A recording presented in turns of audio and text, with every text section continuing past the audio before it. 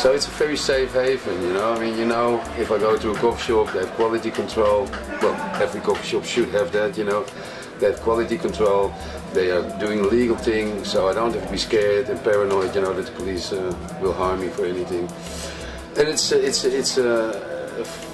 has a very big social function. You know, there's a lot of cultures coming in a coffee shop.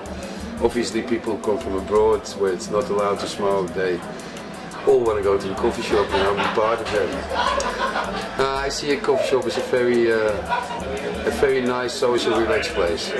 You don't get troubles like with drunken people or something. You know, it get really loud. It's very nice, mellow kind of people. For me, hard drugs is the drugs where you can become an addict on, or which can kill you even. And with cannabis, that's definitely not the point. You know, you can't overdose. And people say you can become an addict, but I smoke for 30 years, and if I go abroad on holiday and I don't smoke, I'm not sitting the first 4 days on the beach like this, you know.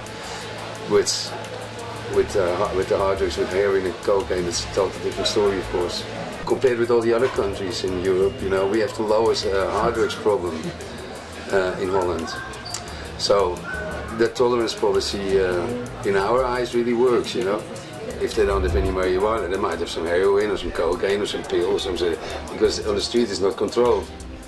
You know what I mean? So it's like that's why it's so good that there's coffee shops. You know, like I said in the former statement, because there it's all regulated and controlled and quality and all that sort of things.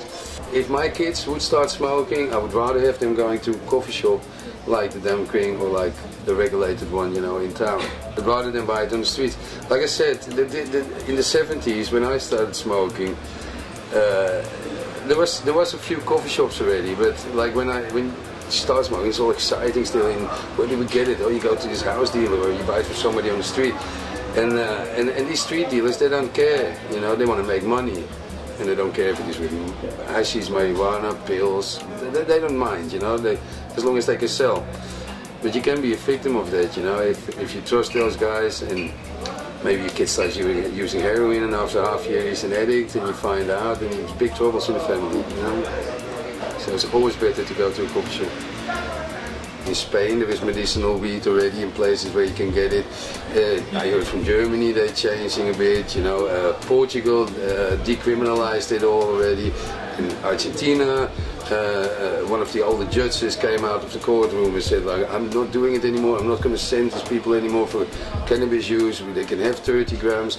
And you know, that's good developments. And I think that's developments which came after the example from Holland, you know.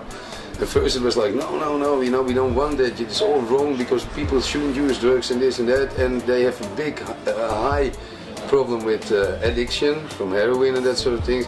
And now they see that in Holland, addiction is a lot lower.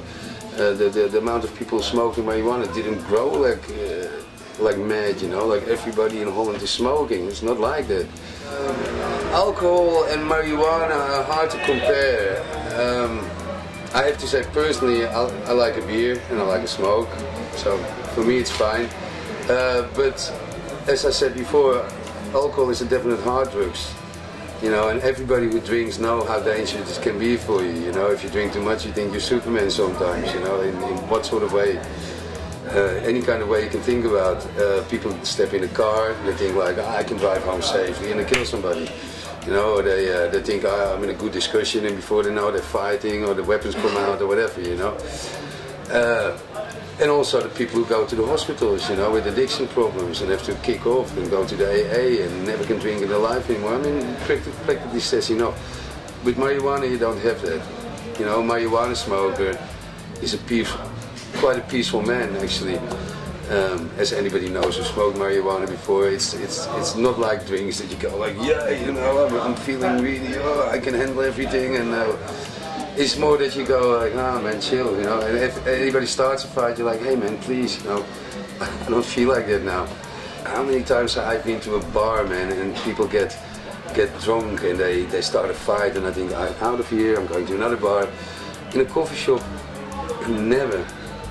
really never had that sort of problems, you know, that people get too stoned and they become aggressive.